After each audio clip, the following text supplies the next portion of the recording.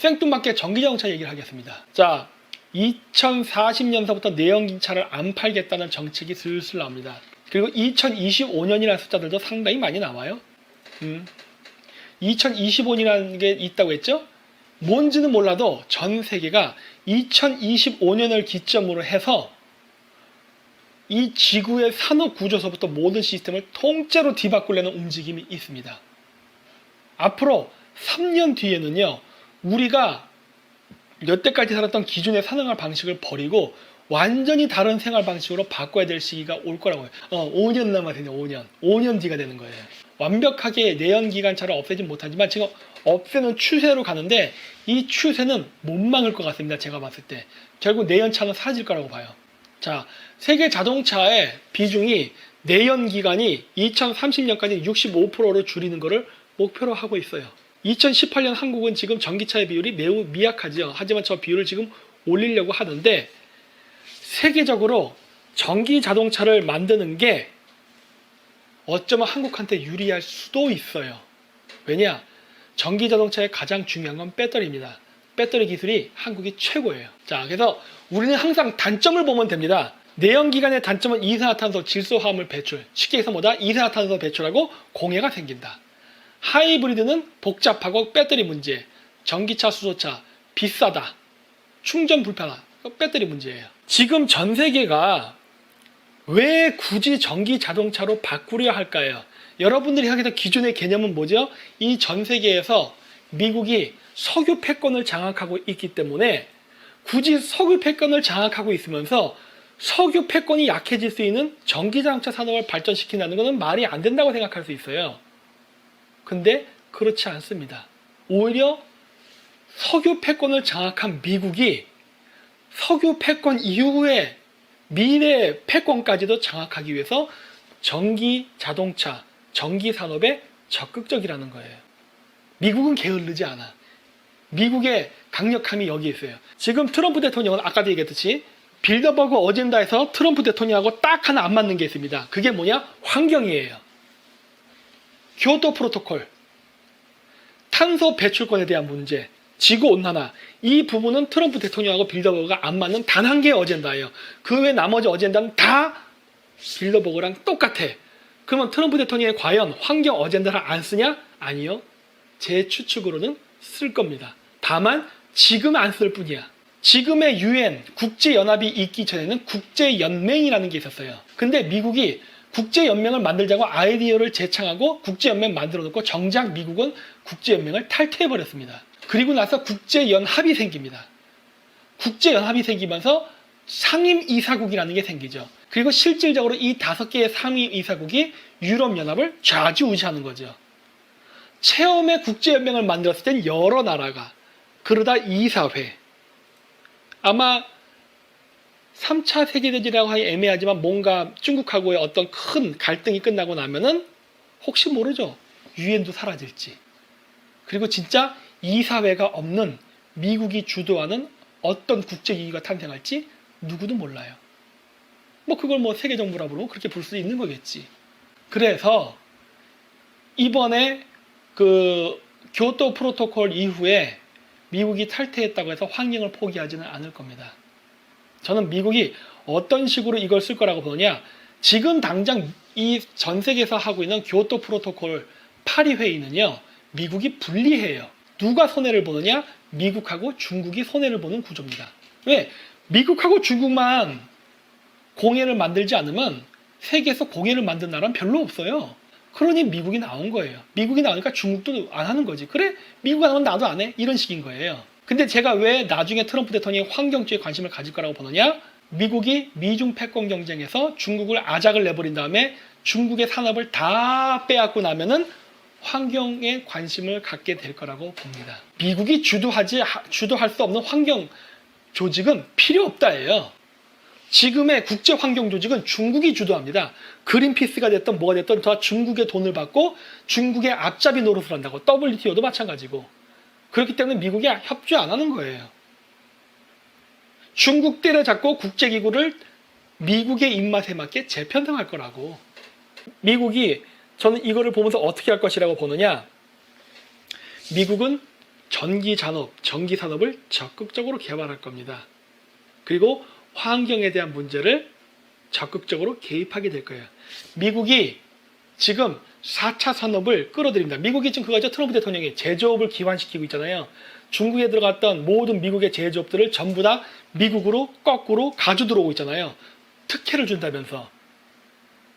근데 미국으로 들어가는 이 모든 제조업 산업들이 4차 산업화돼서 들어갑니다. 이 4차 산업혁명을 일으키면요. 대량의 실업자가 발생합니다. 대량의 실업자가 발생하는 거는요.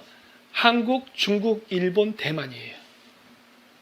그 외의 나라는 4차 산업혁명을 일으켜도 실업자가 안 생깁니다. 특히 미국 같은 나라는 실업이 안 생겨요. 제가 왜 안 생긴다 얘기한지 아십니까? 미국은 1970년대 이후에 일본이 경제 성장을 할 때 일본을 억제하기 위해서 미국이 갖고 있던 공장들을 한국으로 많이 이전시켰댔잖아요. 인건비 문제 때문에. 그래서 한국이 미국의 아웃소싱 업체화가 됐었다고.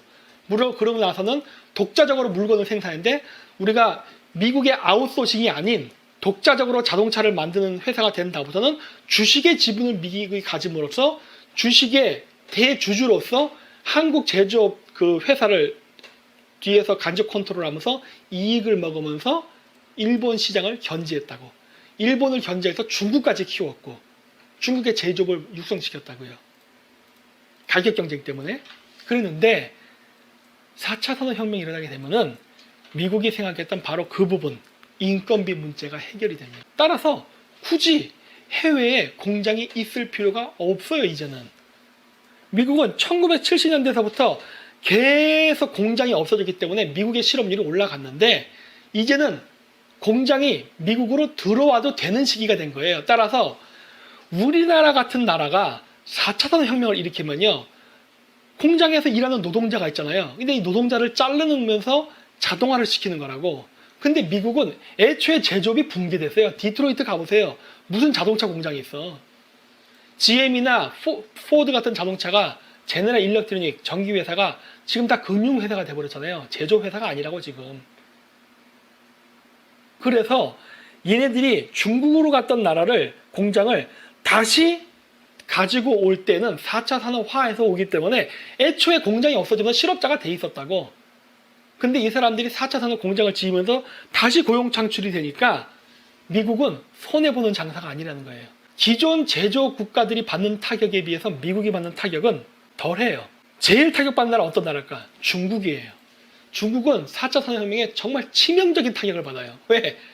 값싼 인건비로 사람 위주로 공장 시스템을 만들었는데 이걸 자동화시켜버리면 다 실업자 되는 건데 이게 다르다는 거예요. 그래서 미국은 이번에 굉장히 유리합니다. 전 세계가 우한폐렴 때문에 경제가 스톱되어 있기 때문에 어느 나라도 편한 나라는 없어요. 그렇기 때문에 그런 걸 가지고 미국이 뭐 어쩌고저쩌고요. 그런 말도 안 되는 소리 하지 마십시오. 네? 내가 얘기했잖아요. 미국이 다른 나라보다 피해가 덜하다니까. 가장 힘든 나라는 중국이라고. 네. 자, 그래서 전기차로 전환되면 고용 한파 부를까? 네, 그렇겠지요. 이렇게 됨으로써 그동안 소위 공산주의자들이 인권이라는 이름으로 노동자들 사이에 들어가서 분탕쳤던 것도 이번에 한 방에 해결될 거라고 봅니다. 이제는 노동자 하면은 스마트폰을 들고 있거나 키보드를 들고 있죠. 공부한 자들이 노동자가 되는 시대예요. 정교자 뭐 하죠? 입시에 스트레스 받지 말고 너희들 편하게 쉬어. 편하게 쉬었죠? 그 정교자들 좋다고 헬렐레 거렸던 젊은 애들 우리나라에 너희들 다 실업자고 잉여 인류에 잉여 인류. 너희들은 다 죽었어요. 스스로 자기 개발을 하고 공부한 자만 살아남는 거예요. 전기 자동차를 만드는데 이렇게 날아다니는 전기 자동차까지 만들려고 합니다. 보잉사가 들어가 있습니다. 보잉사가 뭐 한대죠? 비행기 만드는 회사. 비행기를 만드는데 핵심이 뭐다? 엔진. 과학기술이 좋아져서 비행기에 들어가는 이따만한 엔진을 자동차에 넣을 정도로 소형화해서 소형이면서 고성능을 발휘해서 엔진을 이미 미국은 만들었어요. 네, 놀랍죠? 이렇게 하늘을 나는 자동차 토요타가 또 나옵니다. 혼다, 현대 등등이 나오고 있어요.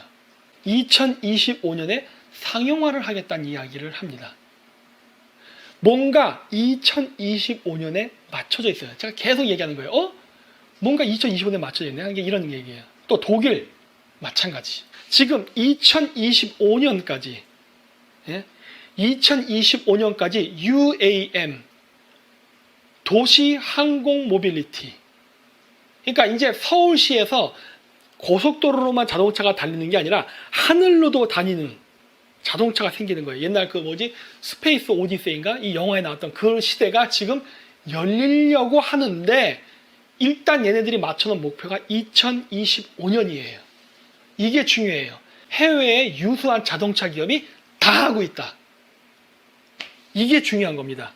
그리고 UAM, 이 도심 항공 모빌리티라는 이 시스템을 구축하는데 있는 길리엄이라는 투자 회사는 맞나? 길리엄이었나?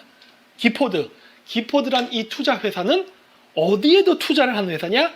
아마존과 스페이스 X에도 투자를 했고 특히 스페이스 X는 2대 주주이기도 하다. 이게 뭘 의미하는가예요? 여러분 스페이스 X 뭐 하는 회사인지 아십니까? 우주 개발. 그럼 아마존은 뭐 하는 회사예요?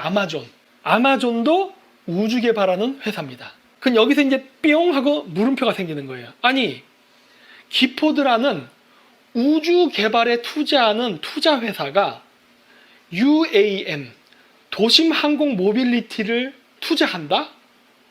왜? 하나도 합니다. 다 해. 우리나라 대기업이 다 참여해 있어요. 자, 그 이제 배터리 동맹이 나옵니다. 여기서 우리가 유리한 거예요. 배터리 기술이 전기 자동차의 핵심입니다. 우리나라가 이렇게 이런 거는 바람직한 것 같아. 예. 우리나라가 지금 하고 있습니다. 여기도 보면 뭐가 나와요? 현대차는 2025 전략. 2025라는 얘기는 여기도 나와. 그렇죠? 전 세계가 2025년이라는 숫자에 맞춰져 있습니다. 미리 스포할게요.